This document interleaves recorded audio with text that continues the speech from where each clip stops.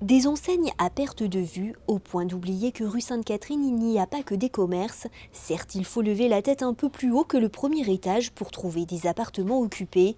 Mais dans la rue commerçante la plus longue d'Europe, cela n'a rien de surprenant. Historiquement, les commerçants habitaient au-dessus de leur commerce. Donc ils rentraient dans leur commerce, ils franchissaient, ils prenaient un escalier en colimaçon, ils arrivaient soit dans la réserve, et puis ils montaient un étage de plus, ils étaient dans leur appartement, qui était en duplex, si la maison est très étroite, etc. Donc ils louaient la totalité de l'immeuble.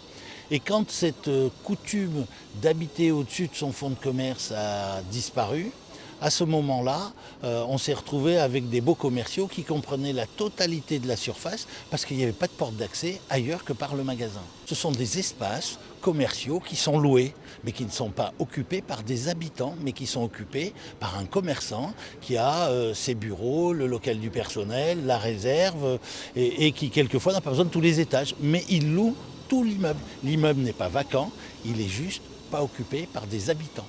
Et pour récupérer son bien à la fin d'un bail commercial, le propriétaire doit payer aux commerçants une indemnité équivalente à une année de chiffre d'affaires.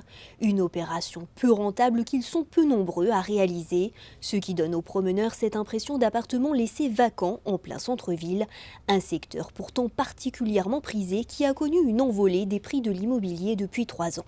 Un appartement type 2 pièces, on trouvait à 550 € il y a encore 3 ans. Aujourd'hui, on est plutôt à 700, voire 750 €. Pour la vente, donc, c'est encore plus complexe dans le sens où les prix...